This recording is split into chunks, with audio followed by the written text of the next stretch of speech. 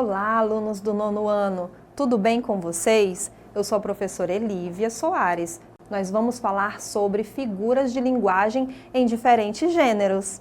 E que tal a gente iniciar esse conteúdo, que é muito interessante, com uma música? Acompanha! Olha só, é um trechinho de uma música do Wesley Safadão, intitulada Ficar Sofrendo Não Dá. Perdi as contas das vezes que fui te procurar, mais de 1000 vezes te liguei, você não atendeu. Ei, espera aí, mais de 1000 vezes ele ligou para a pessoa amada e ela não atendeu? Como assim uma pessoa liga para outra mais de 1000 vezes? Ah, pensem, não está no sentido real. Ele não quis dizer a quantidade, 1000 mais um pouco. Ele está usando essa expressão que ligou mais de 1000 vezes no sentido figurado. Ele quis dizer que ligou muitas vezes, que ligou exageradamente. As palavras, elas podem assumir um sentido real ou sentido figurado. Acompanha o conceito do que é o sentido real e figurado.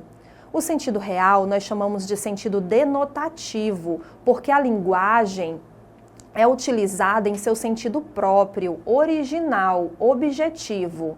O sentido figurado chamamos de sentido conotativo. É uma linguagem em que a palavra é utilizada em um sentido subjetivo, em um sentido expressivo. Entenderam? Caso não tenha entendido, vou dar um exemplo a mais para vocês. Quando eu digo, por exemplo, que a casa ela foi destruída pelo fogo, a palavra fogo indica labareda, chama, aquilo que destrói. Então, a palavra fogo nesta frase está sendo usada no seu sentido denotativo, porque está no seu sentido real. Na outra frase, por exemplo, aquele menino é fogo, indica o quê? Que ele é um menino sapeca, que ele é um menino inquieto. Veja que a palavra fogo já não está no seu sentido real. Então, nessa frase, está no sentido conotativo, ou seja, no sentido figurado. E por que, professora, a senhora está explicando a diferença de sentido denotativo e conotativo se a nossa aula é sobre figuras de linguagem? Gente, é justamente porque as figuras de linguagem só aparecem quando os termos e as expressões estão no sentido conotativo, no sentido figurado. E o que são as figuras de linguagem? As figuras de linguagem são recursos estilísticos usados na escrita ou na fala para realçar a mensagem, tornando-a mais expressiva. Permitem uma melhor construção de sentido e possibilitam em determinados gêneros textuais a expressão de emoções e sentimentos.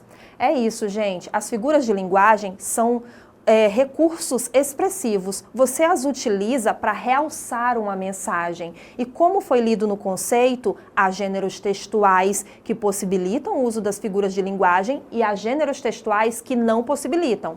A redação do Enem, por exemplo, é um texto que você deve usar a linguagem denotativa, a linguagem real.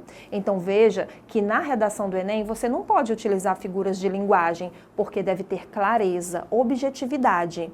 E onde você encontra as figuras de linguagem? No conto, na crônica, no relato pessoal, no poema, são alguns exemplos. Até na carta pessoal também, né, que admite o uso desses recursos expressivos.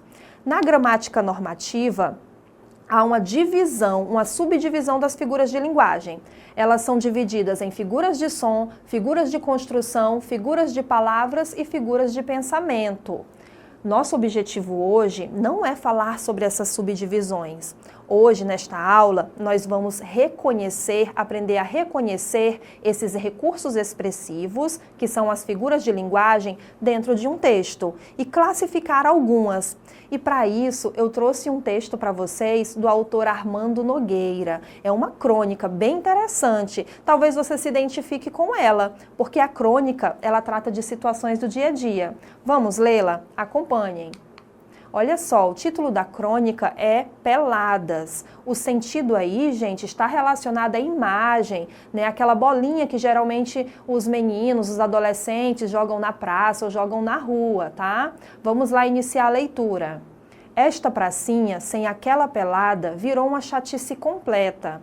E, no entanto, ainda ontem, isso aqui fervia de menino, de bola, de sonho. Eu jogo na linha, no gol eu não jogo. Tô com o joelho ralado de ontem. Vou ficar aqui atrás. Entrou aqui, já sabe. uma gritaria, todo mundo se escalando, todo mundo querendo tirar o selo da bola. Bendito fruto de uma suada vaquinha.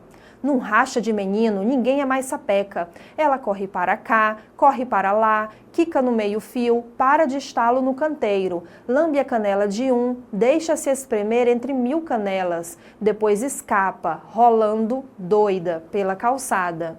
No entanto, aí está ela, correndo para cima e para baixo, na maior farra do mundo, disputada, maltratada até, pois, de quando em quando, acertam-lhe um bico. Ela sai zarolha, vendo estrelas, coitadinha. Nova saída. Entra na praça, batendo palmas como quem enxota galinha no quintal. É um velho com cara de guarda-livros, que sem pedir licença, invade o universo infantil de uma pelada e vai expulsando todo mundo. Num instante, o campo está vazio, o mundo está vazio. Não deu tempo nem de desfazer as traves feitas de camisas. O espantalho gente pega a bola, viva ainda, tira do bolso um canivete e dá-lhe a primeira espetada. No segundo golpe, a bola começa a sangrar. Em cada gomo, o coração de uma criança. Gente, vocês perceberam, através da leitura desse texto, que nele foram usados recursos expressivos para causar mais emoção, sentimento ao leitor. Então, podemos afirmar que nesse texto há figuras de linguagem. Por exemplo, pense, é possível uma bola sangrar? Literalmente não. Então, este já se trata de um recurso expressivo.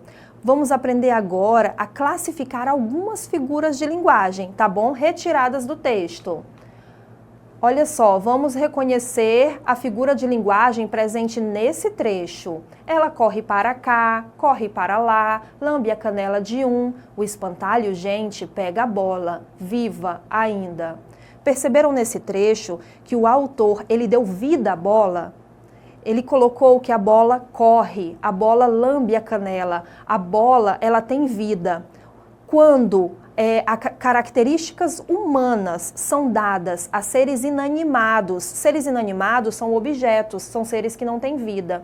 Então, quando características humanas são dadas a seres inanimados e a seres irracionais, como os animais, essa figura de linguagem é chamada de personificação. A personificação, ela também é chamada de prosopopeia, tá bom? Onde você encontra muito a prosopopeia? Nas fábulas. Lembram que a fábula é um gênero textual que os animais falam e agem como seres humanos? Eles são personificados. Se eles são personificados, ali a presença da figura de linguagem chamada personificação. Vamos continuar. Encontrar mais uma figura de linguagem presente no texto. Olha só, analisem esse trecho. Deixa-se espremer entre 1000 canelas, depois escapa, rolando, doida pela calçada. Gente, observem o trecho sublinhado. Deixa-se espremer entre 1000 canelas. Há 1000 canelas, há 1000 garotos dentro da pracinha? Não, não é. Então, assim como lá no início da aula, no trecho da canção, aí há um exagero. E a gente utiliza muito isso na nossa linguagem, né? Exageros. Quando você exagera no sentido de enfatizar aquela informação, chamamos de hipérbole. A hipérbole é uma figura de linguagem que consiste no exagero. Nós falamos muito, por exemplo, há séculos que eu não te via. O século significa 100 anos. Então, não está no sentido real, está no sentido figurado. Foi utilizada a hipérbole para indicar que há muito tempo não se via a pessoa. Vamos analisar outra figura de linguagem. Vamos lá. Deixa-se espremer entre 1000 canelas, depois escapa, rolando, doida, pela calçada. Professora, a senhora está repetindo o mesmo trecho. Não, gente. Nesse mesmo trecho, a gente encontra outra figura de linguagem. Sim, é possível encontrar várias figuras de linguagem num texto e é possível reconhecer mais de uma figura de linguagem num trecho. A hipérbole, quando exagera 1000 canelas, mas também nós temos aí a presença de uma figura de linguagem chamada metonímia, porque há uma substituição.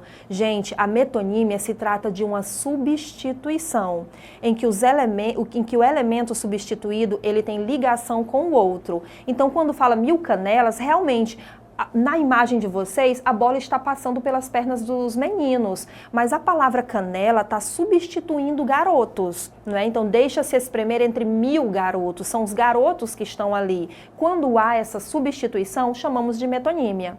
Não entendeu completamente a metonímia? Vou te dar outro exemplo. Quando eu digo que leio Clarice Lispector. Clarice Lispector é uma escritora. Eu não leio a Clarice Lispector, eu leio a obra, eu leio o livro dela. Então, houve uma substituição aí do autor pela obra, né? Em vez de eu utilizar a obra, falei o nome da autora. E um exemplo muito comum no dia a dia que nós usamos é: aquela criança toma mocoquinha. Mocoquinha é a marca. Talvez ela nem esteja tomando mocoquinha, ela esteja tomando Toddy, ela esteja tomando Nescau, não é isso? Mas nós usamos muito a substituição da marca pelo produto, ok? Então vamos continuar e reconhecer outra figura de linguagem. Entra na praça, batendo palmas, como quem enxota galinha no quintal. Olha só, gente, o velho entrou na praça e ele enxotou as crianças da forma como se enxota a galinha no quintal, ou seja, da forma como se afugenta. Aí você imagina como ele entrou na praça. O nome dessa figura de linguagem é comparação, porque o ato dele de expulsar, de entrar na pracinha, está sendo comparado a quando se enxota galinhas no quintal. E como você vai saber que é comparação? Porque vai vir o termo comparativo, uma palavra que compara, como, tal qual, essas palavras elas comparam. Nós usamos na linguagem coloquial a expressão que nem. Ela anda que nem modelo, que nem, comparando o andar de uma pessoa ao andar de uma modelo, tá bom? Então a comparação, ela vai vir o termo comparativo, como, tal qual, que nem. E vamos reconhecer mais uma figura de linguagem.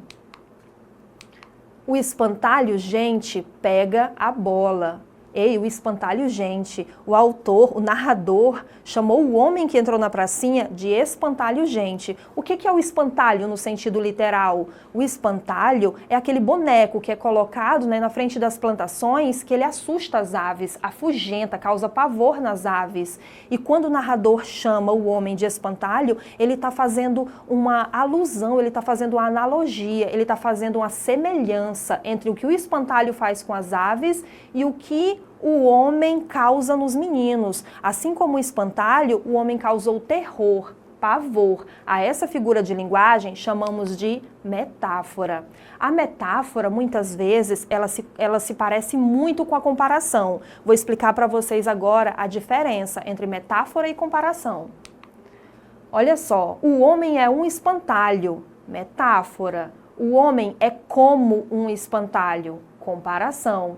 Gente, vocês perceberam que só houve na comparação o acréscimo da palavra como? É justamente isso. A diferença é que a metáfora não vem o termo comparativo e a comparação vai aparecer, vai estar explícito o termo que compara, como, tal qual, que nem. Essa é a diferença da comparação e da metáfora. A metáfora é uma comparação implícita, não vem o termo. A comparação indica uma comparação explícita, virá o termo comparativo. Entenderam a aula de hoje? Então vamos fazer um exercício para vocês verificarem se aprenderam as figuras de linguagem que nós aprendemos hoje. Nós aprendemos somente 5, mas há muito mais figuras de linguagem. Vamos lá, praticar. No poema abaixo, utiliza-se a linguagem figurada, portanto, recursos expressivos foram utilizados. A figura de linguagem que se evidencia nesse texto é vamos ler o texto. As ondas amarguradas encostam a cabeça nas pedras do cais. Até as ondas possuem uma pedra para descansar a cabeça. Eu, na verdade, possuo todas as pedras que há no mundo, mas não descanso. Texto de Murilo Mendes. Gente, qual é a figura de linguagem que se evidencia nesse poema? Letra A, comparação. Letra B, metonímia. Letra C, prosopopeia. Ou letra D, hipérbole. Observem, gente, que no primeiro verso está afirmando que as ondas são amarguradas. Amargurada é uma característica do ser humano e foi dada às ondas. Então, aí se trata de personificação. E a personificação também é chamada de prosopopeia. Então, nossa alternativa correta é a letra C. Também aparece prosopopeia no outro trecho, quando diz que elas encostam a cabeça nas pedras do cais. Onda não tem cabeça, então também tem aí uma parte do corpo humano atribuído às ondas, personificação, chamado de prosopopeia. Entenderam nossa aula de hoje? Espero que tenham gostado, mas para você conhecer mais sobre o assunto, separei 2 links para vocês que estão aparecendo na tela, tá bom? Lá você vai assistir um vídeo, conhecer mais sobre as figuras de linguagem. E não esqueçam de acessar a plataforma Eduque Acre, que você vai ter acesso ao material e à atividade disponível. Obrigada!